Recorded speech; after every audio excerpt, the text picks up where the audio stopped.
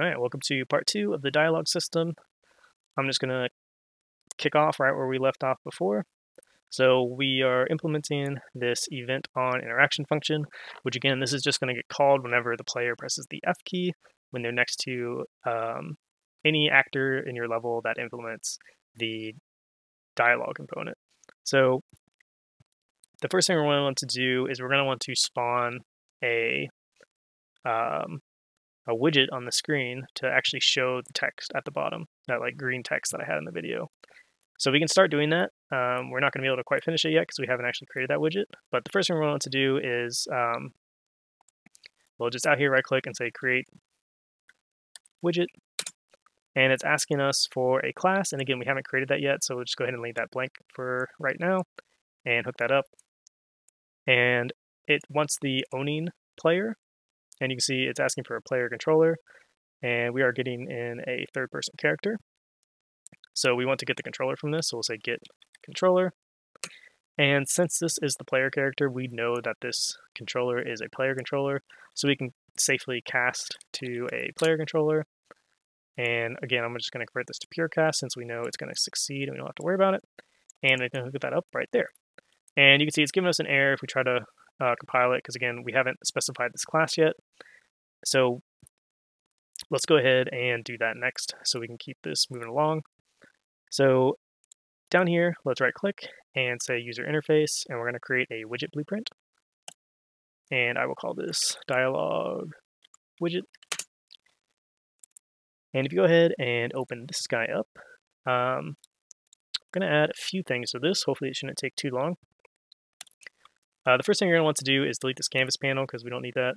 And up here in the palette section, search for uniform grid panel and drag one of those in.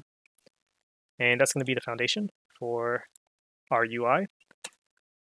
And then we basically want to have two different dialog boxes here. We want one for when the NPC is speaking, and we want one for when the player is replying. So we're going to drag in two size boxes. So drag in one and drag in another.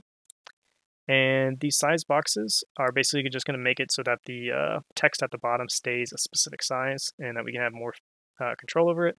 So click on the top one, and we're going to center align it, and we're going to bottom align it. And we are going to set the width override and the height override. And for the width, we're going to say 1500. And for the height, we're going to say 300.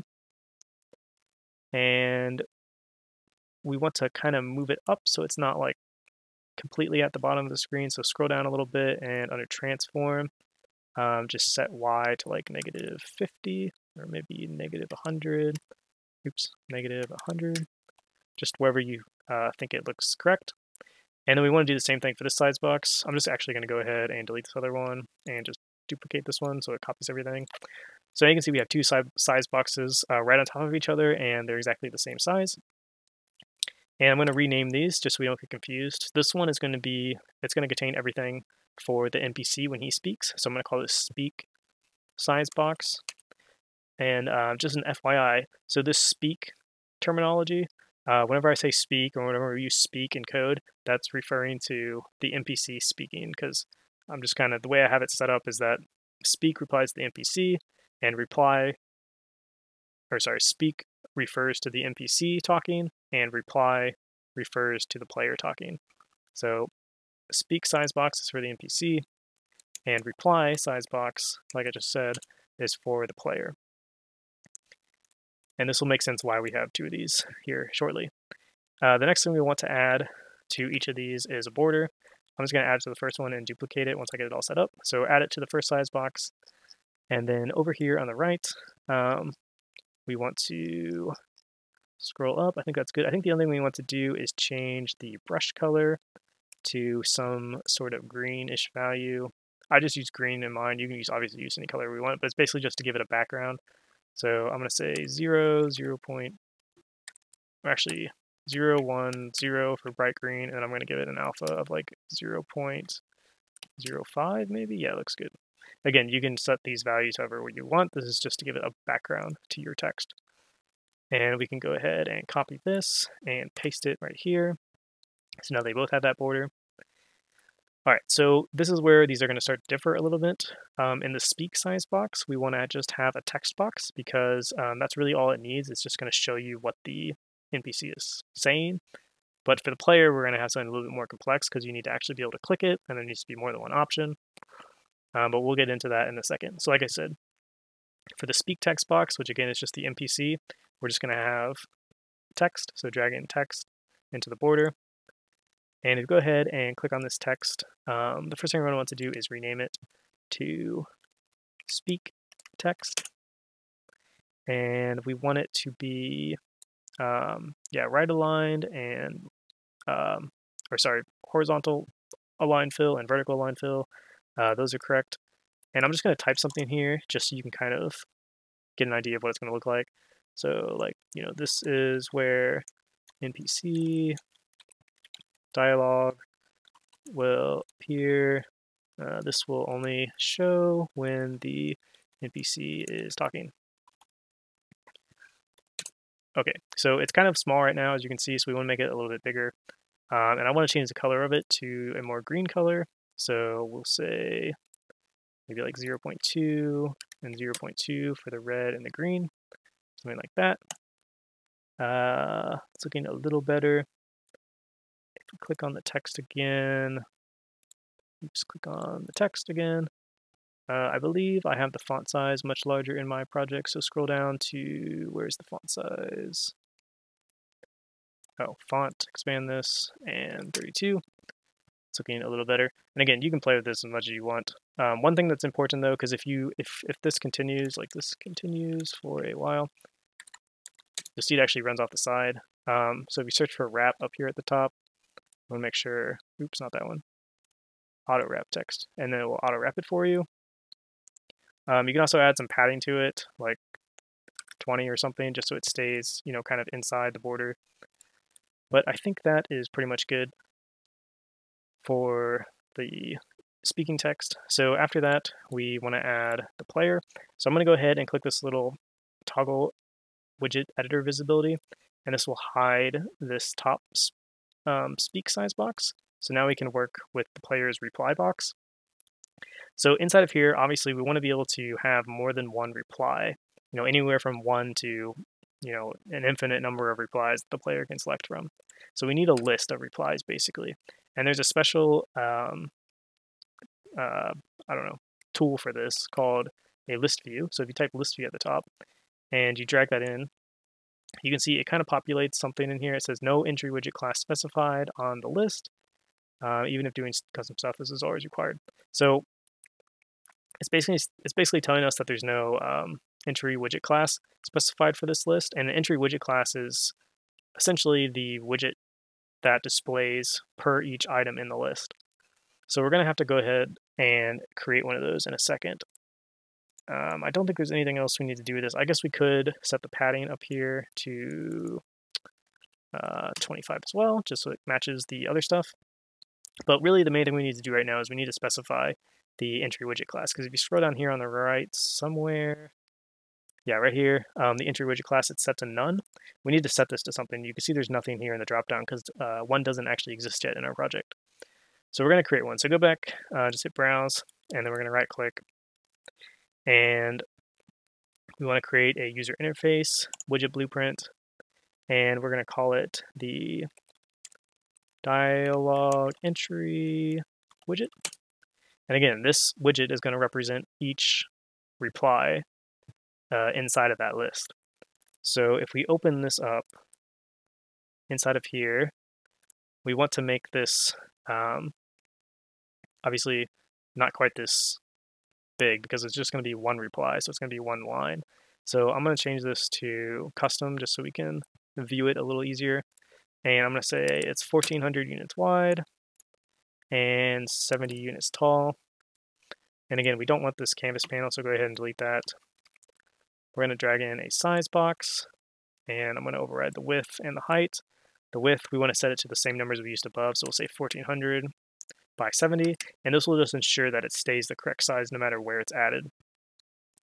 And then after that, we want a button, and this button is so that we can actually click it. like click on the actual replies. It will also give us functionality for hover state so that we can change the color of the text whenever it gets hovered over. And I'm going to rename this to the reply button.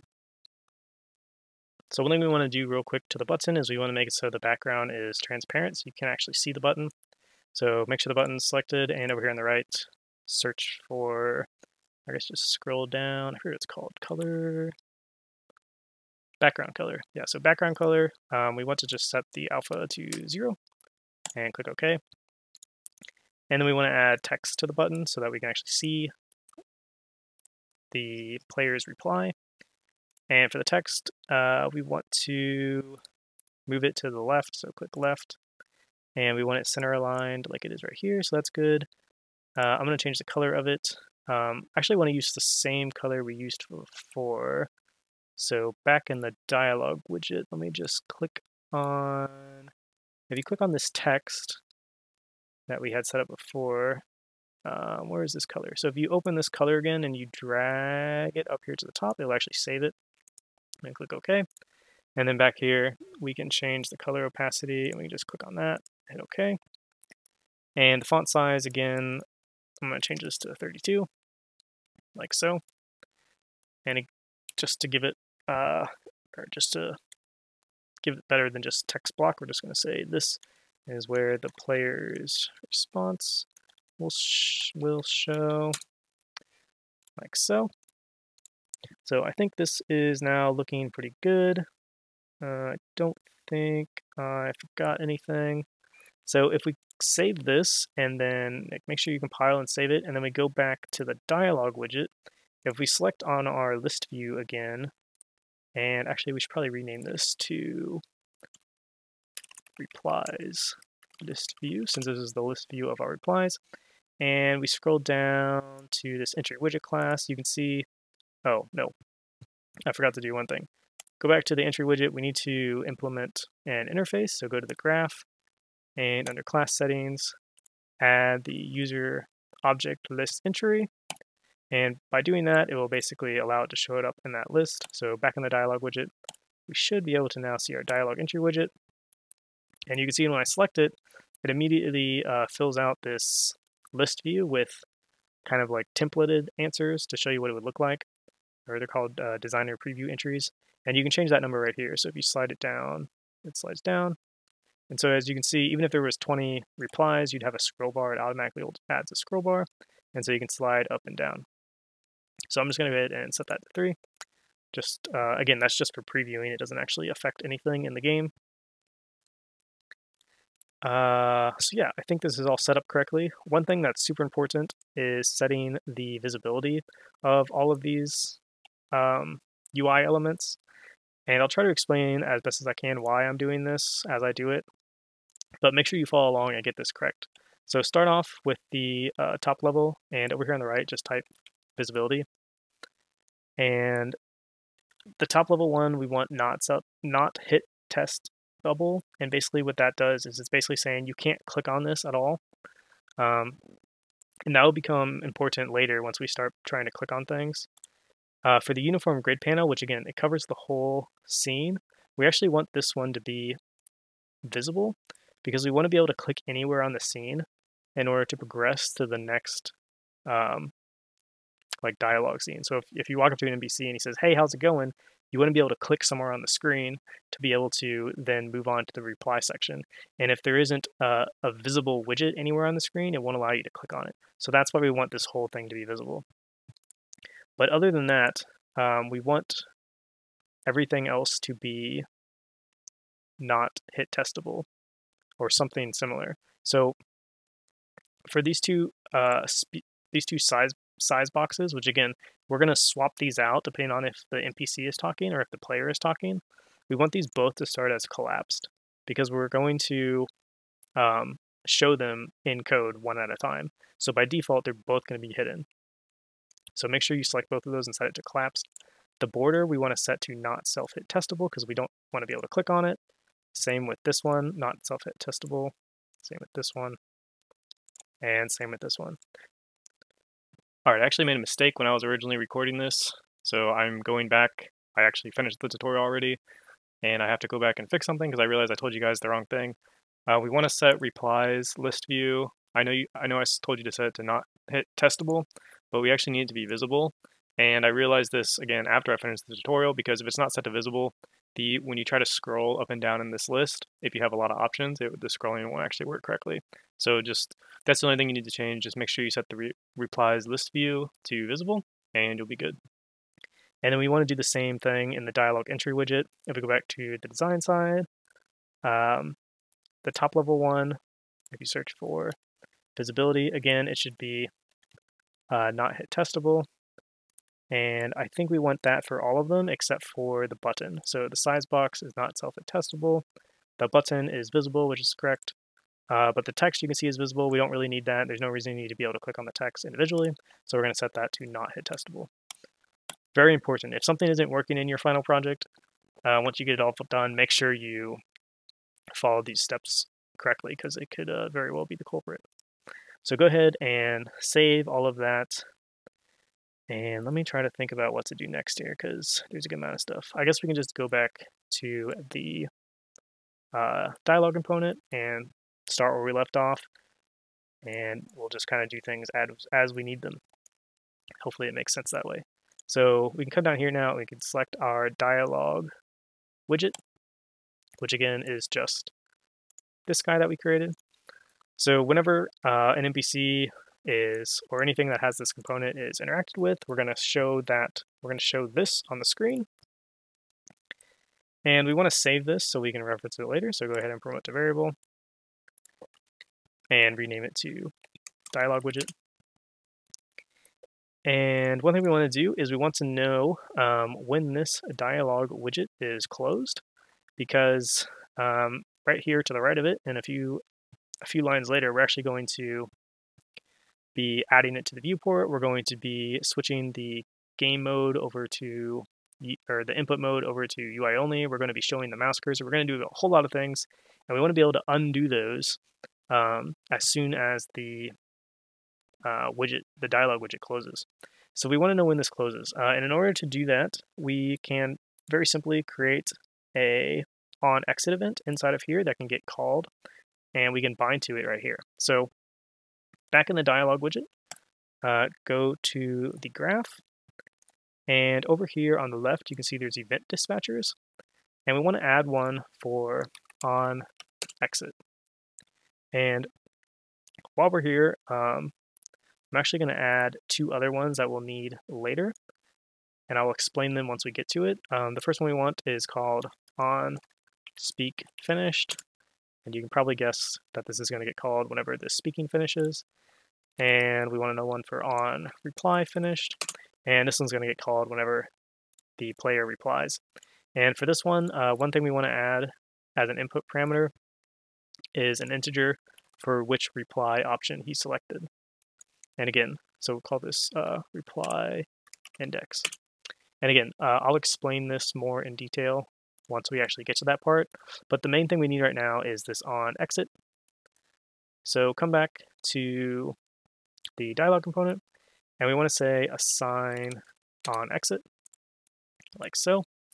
And when we do that, it will create the binding for us, and it will create the event that's going to get called whenever the onExit event is called.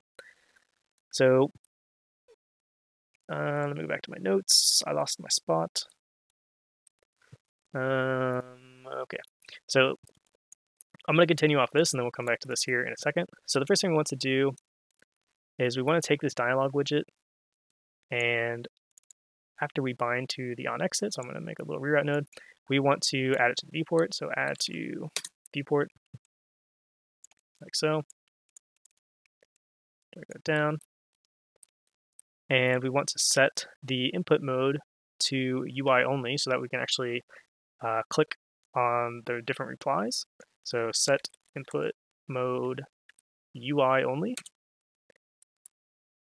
And you can see it wants the player controller as an input pin. So we fortunately have access to that right over here, the player controller.